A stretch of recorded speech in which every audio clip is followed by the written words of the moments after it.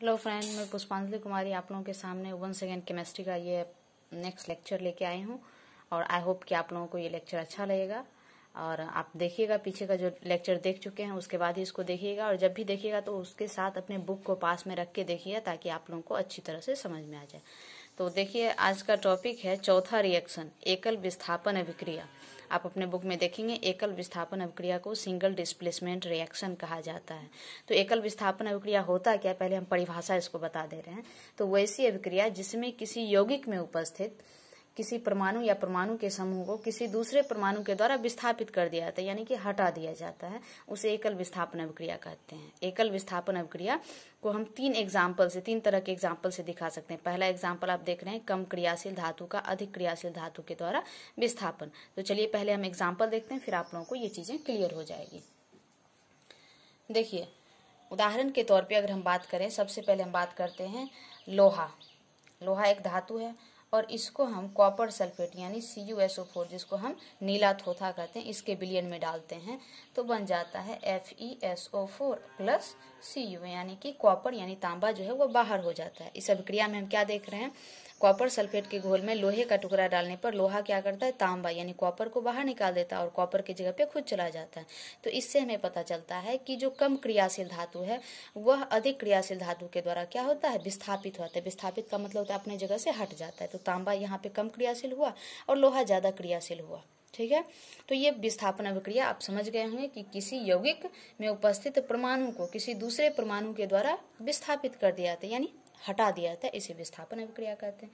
दूसरा एग्जाम्पल हम ले लेते हैं, अगर तांबा की अभिक्रिया सिल्वर नाइट्रेट AgNO3 के घोल के साथ किया जाए तो CuNO3 का होल 2 और प्लस Ag बन जाता है। यानी तांबा की अभिक्रिया चांदी के नाइट्रेट यानी सिल्वर नाइट्रेट से करते हैं तो तांबे का नाइट्रेट CuNO3 का होल 2 है, तांबे का नाइट्रेट बन जा रहा है और चांदी बन जा रहा है। तो इसमें हमें पता चल रहा है कि चांदी का एक यौगिक जो है Ag का यौगिक, उससे तांबा उसको बाहर कर दे रहा है Ag को, तो Ag कमजोर हुआ और तांबा ज्यादा मजबूत है इसके अपेक्षाकृत। इसको हम बैलेंस कर लेते हैं, यहाँ 2 लगाते हैं, चांदी में 2 लगाते हैं, बैलेंस हो गया।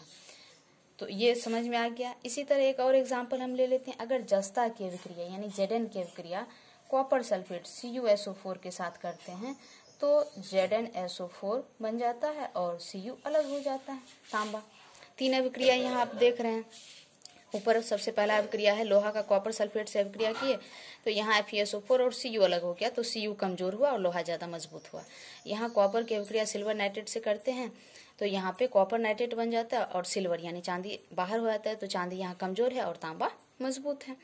इसी तरह जस्ता की अभिक्रिया कॉपर सल्फेट SO4 है, इससे करते हैं तो जिंक का सल्फेट बन जाता है, यानी कि कॉपर सल्फेट से कॉपर को तांबा को बाहर निकाल देता है। तो ये कम क्रियाशील धातु जो था वो ज्यादा क्रियाशील धातु के द्वारा किसी भी यौगिक से बाहर हो जाता है। अब दूसरा हम एग्जाम्पल देखते हैं, कम क्रियाशील अधातु का उसके यौगिकों से विस्थापन। उदाहरण के लिए पहला उदाहरण इसमें देखते हैं, सोडियम ब्रोमाइड NaBr, इसकी अभिक्रिया हम क्लोरीन से करते हैं तो सोडियम क्लोराइड बन जाता है और ब्रोमीन बाहर हो जाता है। इसको पहले बैलेंस कर लेते हैं, ब्रोमीन 2 हो गया, सोडियम 2 हो गया, क्लोरीन 2, सब बैलेंस हो गया। इसमें हम देख रहे हैं सोडियम ब्रोमाइड एक यौगिक है और यह अधातु का यौगिक है, अधातु का भी और धातु का दोनों का है, आयनिक यौगिक है। तो इसमें कम क्रियाशील अधातु ब्रोमीन हुआ, उसका यौगिक जो है उस यौगिक में से क्लोरीन उसको बाहर कर दे रहा है और क्लोरीन सोडियम के साथ अभिक्रिया कर ले रहा है। तो यहाँ पे हम देखें कि कम क्रियाशील ब्रोमीन जो था वह बाहर हो गया और ज्यादा क्रियाशील क्लोरीन जो था वह सोडियम के साथ संयोग करके यौगिक बना लिया। फिर एक एग्जाम्पल हम देख लेते हैं, पोटेशियम क्लोराइड Ki के विलयन में क्लोरीन गैस प्रवाहित करने पे पोटेशियम क्लोराइड बन जाएगा। पोटेशियम आयोडाइड है Ki, पोटेशियम आयोडाइड के विलयन में क्लोरीन गैस प्रवाहित करने पे पोटेशियम क्लोराइड बन गया और आयोडीन बाहर हो जाएगा। इसको भी हम पहले संतुलित कर लेते हैं, आयोडीन में 2 लगा देते हैं, पोटेशियम में 2, क्लोरीन में 2, बैलेंस हो गया। तो यहाँ भी हम देख रहे हैं पोटेशियम आयोडाइड एक यौगिक है और आयोडीन कमजोर तत्व है, कमजोर तत्व का यौगिक जो हुआ उससे क्लोरीन उस तत्व को यानी आयोडीन को बाहर करता है और पोटेशियम के साथ क्लोरीन खुद संयोग कर लेता है। इसी तरह नेक्स्ट एग्जाम्पल हम ये एग्जाम्पल देख लिए, कम क्रियाशील धातु का उसके यौगिकों से विस्थापन। अब हम देखते हैं क्रियाशील धातु के द्वारा अम्ल से हाइड्रोजन का विस्थापन। फॉर एग्जाम्पल जस्ता एक क्रियाशील धातु है, इसको जब हम एसिड मतलब अम्ल, जिसको हिंदी में अम्ल अंग्रेजी में एसिड कहते हैं, सल्फ्यूरिक अम्ल में यानी H2SO4 में डालते हैं तो डालने पे क्या होता है वो देखिए। तो सल्फ्यूरिक एसिड में डालने के बाद ZnSO4 जिंक सल्फेट बन जाता है और हाइड्रोजन गैस रिलीज हो जाता है। इसी तरह जस्ता की अभिक्रिया अगर हम हाइड्रोक्लोरिक एसिड के साथ करते हैं तो जिंक क्लोराइड बन जाता है और हाइड्रोजन गैस बाहर हो जाता है। इसी तरह जस्ता की अभिक्रिया अगर हम फॉस्फोरिक अम्ल यानी कि H3PO4 के साथ करते हैं तो जिंक फॉस्फेट ZnPO4 का होल 2 बन जाता है और हाइड्रोजन गैस बाहर हो जाता है।